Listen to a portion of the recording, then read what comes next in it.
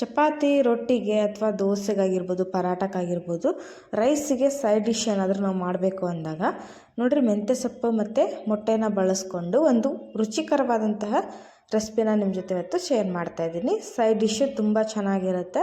ಒಂದು ಸರಿ ಇದನ್ನು ಮಾಡಿ ನೋಡಿರಿ. ಆಮೇಲೆ ಇದು ಎಲ್ಲದಕ್ಕೂ ಬೆಸ್ಟ್ ಕಾಂಬಿನೇಷನ್ ಆಗಿರುತ್ತೆ. ನೋಡಿ ಹಾಗಾದರೆ ಹೇಗೆ ಮಾಡೋದು ಅಂತ ಹೇಳಿ. ಈ ರೆಸಿಪಿ ವಿಡಿಯೋ ಏನಾದರೂ ನಿಮ್ಗೆ ಇಷ್ಟ ಅನಿಸಿದ್ರೆ ನಮ್ಮ ಚಾನಲ್ಗೆ ಸಬ್ಸ್ಕ್ರೈಬ್ ಮಾಡ್ಕೊಳ್ರಿ, ಬೆಲ್ ಐಕನನ್ನು ಪ್ರೆಸ್ ಮಾಡಿರಿ. ಆವಾಗ ನಾನು ಡೈಲಿ ಹಾಕೋ ವಿಡಿಯೋ ನೋಟಿಫಿಕೇಷನ್ ನಿಮಗೆ ಬರುತ್ತೆ. ಈಸಿಯಾಗಿ ನೀವು ವಿಡಿಯೋಗಳನ್ನು ನೋಡ್ಬೋದು. ಹಾಗೆ ವಿಡಿಯೋಗೆ ಲೈಕ್ಸ್ ಕೊಡಿ. ಇಲ್ಲಿ ನೋಡ್ರಿ, ನಾನು 2 ಕಟ್ಟಷ್ಟು ಮೆಂತ್ಯ ಸೊಪ್ಪನ್ನು ತೊಗೊಂಡಿದ್ದೀನಿ. ಇದನ್ನು ನೀಟಾಗಿ ಬಿಡಿಸಿ, ಕಡ್ಡಿ ತೊಗೋಬಾರ್ದು ಜಾಸ್ತಿ. ಈ ಥರ ಸೊಪ್ಪನ್ನು ಬಿಡಿಸಿ ತೊಗೊಳ್ರಿ. ಜಾಸ್ತಿ ಕಡ್ಡಿನ ತೊಗೊಳಕ್ಕೆ ಹೋಗ್ಬೇಡ್ರಿ. 2 ಸಾರಿ ಇದನ್ನು ನೀರಲ್ಲಿ ಹಾಕಿ ವಾಶ್ ಮಾಡಿ ತೊಗೊಳ್ರಿ. ಅದರಲ್ಲಿ ಮಣ್ಣು ಜಾಸ್ತಿ ಇರುತ್ತೆ, ವಾಶ್ ಮಾಡಿ ತೊಗೊಳ್ರಿ. ಇಲ್ಲಿ ನಾನು ಮೊಟ್ಟೆನ ತೊಗೊಂಡಿದ್ದೀನಿ. ನಿಮಗೆ ಎಷ್ಟು ಮೊಟ್ಟೆ ಬೇಕೋ ಅಷ್ಟು ನೀವು ಯೂಸ್ ಮಾಡ್ಬೋದು. ಅಂದರೆ ಜಾಸ್ತಿ ಮೊಟ್ಟೆ ಇಷ್ಟಪಡೋರು ಜಾಸ್ತಿ ಯೂಸ್ ಮಾಡ್ಬೋದು, ಇಲ್ಲ ಕಡಿಮೆ ಬೇಕು ಅಂದರೆ 1-2 ಅಥವಾ ಯೂಸ್ ಮಾಡ್ಕೋಬೋದು. ಇಲ್ಲಿ ನೋಡಿರಿ, 2 ಉಳ್ಳಾಗಡ್ಡಿ ಥರ ಉದ್ದಿಗೆ ಕಟ್ ಮಾಡಿ ತೊಗೊಂಡಿದ್ದೀನಿ. ಪಲ್ಯ ಮಾಡೋದಕ್ಕೆ ತುಂಬ ಚೆನ್ನಾಗಿರುತ್ತೆ. ಆಮೇಲೆ ಇಲ್ಲಿ ಖಾರಕ್ಕೆ ಬೇಕಾದಷ್ಟು ಹಸಿಮೆಣ್ಸಿನ್ಕಾಯಿನ ಬಳಸ್ತಾ ಇದ್ದೀನಿ. ಹಸಿಮೆಣ್ಸಿನ್ಕಾಯಿನ ಬಳಸ್ರಿ, ಟೇಸ್ಟ್ ಚೆನ್ನಾಗಿರುತ್ತೆ. ಅಚ್ಚ ಖಾರದ ಪುಡಿ ಹಾಕಿದರೆ ಅಷ್ಟು ರುಚಿ ಕೊಡೋದಿಲ್ಲ. ಇದನ್ನು ಪೇಸ್ಟ್ ಆದರೂ ಹಾಕ್ಬೋದು, ಇಲ್ಲ ಮೆಣಸಿನ್ಕಾಯಿ ಕಟ್ ಮಾಡಾದರೂ ಹಾಕ್ಬೋದು. ನೋಡಿರಿ, ಈಗ ಇದನ್ನು ಪ್ರಿಪೇರ್ ಮಾಡೋಣ ಬನ್ನಿ. ಇಲ್ಲಿ ಒಂದು ಕಡಾಯಿನ ನಾನು ಬಿಸಿ ಮಾಡೋಕ್ಕಿಟ್ಟಿದ್ದೀನಿ ಗ್ಯಾಸ್ ಮೇಲೆ. ಇದಕ್ಕೆ 1-2 ಟೇಬಲ್ ಸ್ಪೂನಷ್ಟು ಎಣ್ಣೆನ ಹಾಕಿರಿ.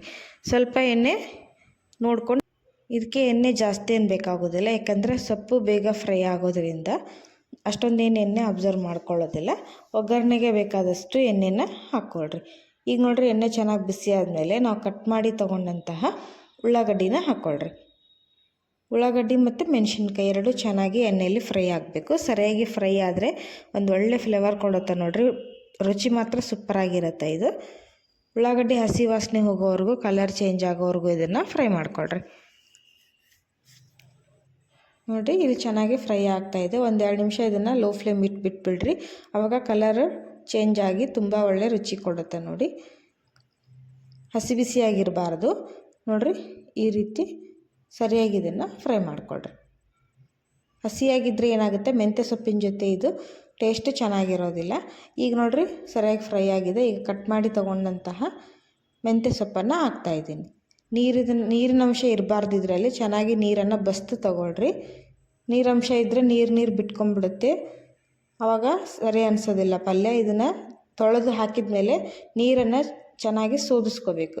ಪೂರ್ತಿ ಡ್ರೈ ಆಗಿರ್ಬೇಕು. ನೋಡಿರಿ, 1-2 ನಿಮಿಷ ಇದನ್ನು ಚೆನ್ನಾಗಿ ಒಗ್ಗರಣೆಯಲ್ಲಿ ಮಿಕ್ಸ್ ಮಾಡ್ತಾ ಫ್ರೈ ಮಾಡ್ಕೊಳ್ರಿ. ಇವಾಗಲೇ ಏನು ಹಾಕಕ್ಕೆ ಹೋಗಬೇಡ್ರಿ. ಇದು ಸೊಪ್ಪು ಚೆನ್ನಾಗಿ ಫ್ರೈ ಆಗಬೇಕು, ಆಮೇಲೆ ಮಿಕ್ಕಿದ ಇಂಗ್ರೀಡಿಯೆಂಟ್ಸನ್ನೆಲ್ಲ ಬಳಸ್ರಿ.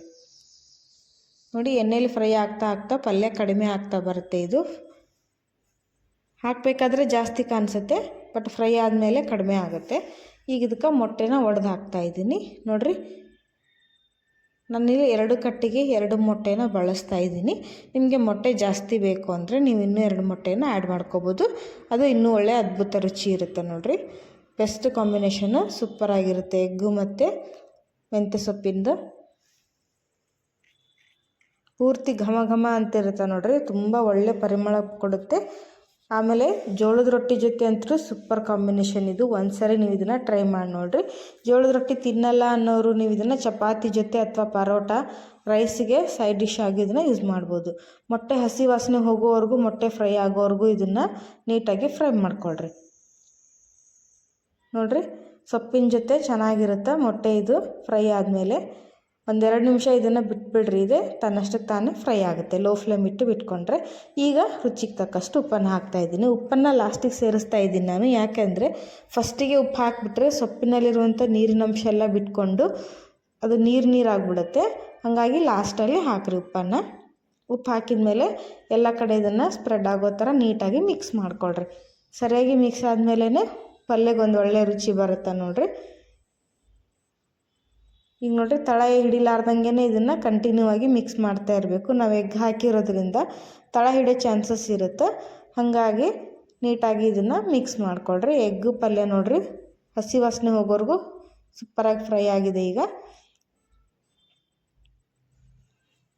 ಈಗ ಇದಕ್ಕೆ ನಾನಿಲ್ಲಿ 1 ಸ್ಪೂನಷ್ಟು ಗರಂ ಮಸಾಲಾನ ಹಾಕ್ತಾಯಿದ್ದೀನಿ.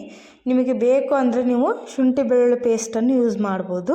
ನಾನಿಲ್ಲಿ ಶುಂಠಿ ಬೆಳ್ಳುಳ್ಳಿ ಪೇಸ್ಟ್ ಹಾಕ್ತಾಯಿಲ್ಲ, ಜಸ್ಟ್ ಗರಂ ಮಸಾಲ ಹಾಕ್ತಾಯಿದ್ದೀನಿ. ಇದು ಕೂಡ ಒಂದು ಒಳ್ಳೆ ಫ್ಲೇವರ್ ಕೊಡುತ್ತೆ, ತುಂಬ ಚೆನ್ನಾಗಿರುತ್ತೆ. ಇದು ಕೂಡ ಈ ಗರಂ ಮಸಾಲ ಹಾಕೋದ್ರಿಂದ ಒಳ್ಳೆ ಟೇಸ್ಟ್ ಕೊಡುತ್ತೆ. ಇಷ್ಟ ಇದ್ದವ್ರು ಹಾಕ್ರಿ, ಗರಂ ಮಸಾಲ ಬೇಡ ಅನ್ನೋರು ಜಸ್ಟ್ ಇದನ್ನಷ್ಟೇ ಸ್ಟಿರ್ ಫ್ರೈ ಮಾಡಿ ತಿನ್ಬೋದು. ಒಳ್ಳೆ ಸೂಪರಾಗಿರುತ್ತೆ ನೋಡಿರಿ. ಮೆಂತ್ಯ ಸೊಪ್ಪು ಕೂಡ ಶುಗರ್ ಇರೋರ್ಗಾಗ್ಬೋದು, ಎಲ್ಲರಿಗೂ ಒಳ್ಳೆಯದು. ತಾಯಿ ಹಾಲು ಕುಡಿಸೋ ತಾಯಂದ್ರಿಗೂ ಒಳ್ಳೆಯದು ನೋಡಿರಿ. ಇದರಿಂದ ಬ್ರೆಸ್ಟ್ ಮಿಲ್ಕ್ ಇನ್ಕ್ರೀಸ್ ಆಗುತ್ತೆ ಜಾಸ್ತಿ. ಇದನ್ನು ತಿನ್ಬೋದು, ನೀವು ಬಾಣಂತಿಯರಾದರೂ ತಿನ್ಬೋದು ಅಥವಾ ಪ್ರೆಗ್ನೆಂಟ್ ವುಮೆನ್ಸ್ ಆದರೂ ತಿನ್ಬೋದು ನೋಡಿರಿ. ಸ್ವಲ್ಪ ಖಾರನ ಕಡಿಮೆ ಯೂಸ್ ಮಾಡಿರಿ ಬಾಣಂತಿಯರು ಏನಾದರೂ ತಿನ್ನಬೇಕಾದ್ರೆ. ಇಲ್ಲಿ ನೋಡಿರಿ ಸ್ಟಿರ್ ಫ್ರೈ ಮಾಡಿದ್ದೀನಿ, ತುಂಬ ಚೆನ್ನಾಗಿ ಬಂದಿದೆ. ಈಗ ರೆಡಿಯಾಗಿದೆ. ಇದನ್ನು ನಾನಿವತ್ತು ನಮ್ಮ ಉತ್ತರ ಕರ್ನಾಟಕ ಸ್ಪೆಷಲ್ ಥಾಲಿ ಜೊತೆ ನಾನಿಲ್ಲಿ ಸರ್ವ್ ಮಾಡ್ತಾಯಿದ್ದೀನಿ. ನಾನು ಇದನ್ನು ಲಂಚ್ಗೆ ಪ್ರಿಪೇರ್ ಮಾಡಿರೋದ್ರಿಂದ ನೋಡಿರಿ ಸೂಪರಾಗಿ ಬಂದಿದೆ. ಈ ಥರ ಒಂದು ಪಲ್ಯ ಮಾಡಿಕೊಟ್ರೆ ನೋಡಿರಿ 1 ರೊಟ್ಟಿ ತಿನ್ನೋರು 4 ರೊಟ್ಟಿ ತಿಂತಾರೆ, ಅಷ್ಟು ರುಚಿಯಾಗಿರುತ್ತೆ. ಇದ್ರ ಜೊತೆ ನಾನು ಕಟ್ ಮಾಡಿದಂತಹ ಮೂಲಂಗಿ ಮತ್ತು ಕ್ಯಾರೆಟ್, ಸೌತೆಕಾಯಿ. ನಾವು ನೋಡಿರಿ ಉತ್ತರ ಕರ್ನಾಟಕದ ಕಡೆ ನಾವು ರೊಟ್ಟಿ ಊಟ ಮಾಡಬೇಕಾದ್ರೆ ಈ ಥರ ಹಸಿ ತರಕಾರಿಗಳು ಇರಲೇಬೇಕು, ಆದರೆ ಒಳ್ಳೆ ರುಚಿ ಕೊಡುತ್ತೆ ನೋಡಿರಿ. ಇದು ನಾವು ಈ ಥರ ಹಸಿಯಾಗಿ ತಿನ್ನೋದನ್ನೇ ಜಾಸ್ತಿ, ಯಾಕೆಂದರೆ ಇದರಲ್ಲಿ ವಿಟಮಿನ್ಸ್ ಕೂಡ ತುಂಬ ಚೆನ್ನಾಗಿರುತ್ತೆ. ಹಸಿಯಾಗಿ ತರಕಾರಿನ ತಿನ್ನೋದ್ರಿಂದ ನಮ್ಮ ಆರೋಗ್ಯ ಕೂಡ ಒಳ್ಳೆಯದು ನೋಡಿರಿ. ಎಷ್ಟು ಕಲರ್ಫುಲ್ ಆದಂತಹ ರೊಟ್ಟಿ ಮತ್ತು ಮೆಂತ್ಯ ಸೊಪ್ಪಿನ ಪಲ್ಯ ಜೊತೆ ಸೂಪರಾಗಿರುತ್ತೆ. ನಾನಿಲ್ಲಿ ಟೇಸ್ಟ್ ಮಾಡಿ ನೋಡ್ತೀನಿ. ಬಿಸಿ ಬಿಸಿ ಜೋಳದ ರೊಟ್ಟಿ ಜೊತೆ ಚೆನ್ನಾಗಿರುತ್ತೆ ನೋಡಿರಿ. ನೀವು ಒಂದ್ಸರಿ ಇದನ್ನು ಟ್ರೈ ಮಾಡಿರಿ. ಜೋಳದ ರೊಟ್ಟಿ ಏನಾದರೂ ಬೇಕು ಹೇಗೆ ಮಾಡೋದು ಅಂತ ಗೊತ್ತಾಗಬೇಕು ಅಂದರೆ ನಮ್ಮ ಚಾನಲ್ನಲ್ಲಿದೆ, ಹೋಗಿ ಸರ್ಚ್ ಮಾಡ್ಬೋದು. ರೊಟ್ಟಿ ವೀಡಿಯೋಗಳನ್ನು ಎಲ್ಲ ಶೇರ್ ಮಾಡಿದ್ದೀನಿ, ಪ್ರತಿಯೊಂದು ವೀಡಿಯೋನೂ ಚಾನಲ್ನಲ್ಲಿದೆ. ನಿಮ್ಗೆ ಯಾರಿಗಾದರೂ ಹೆಚ್ಚಿನ ರೆಸಿಪಿಗಳು ಬೇಕು ಅಂದರೆ ನಮ್ಮ ಚಾನಲಲ್ಲೂ ಸರ್ಚ್ ಮಾಡಿದ್ರೆ ಎಲ್ಲ ರೆಸಿಪಿಗಳು ನೀವು ನೋಡ್ಬೋದು. ಹಾಗೇನಾದರೂ ನಿಮ್ಗೆ ಇಷ್ಟ ಅನಿಸಿದ್ರೆ ಸಬ್ಸ್ಕ್ರೈಬ್ ಮಾಡಿರಿ, ಲೈಕ್ ಮಾಡಿರಿ, ಶೇರ್ ಮಾಡಿರಿ. ಬಾಯ್.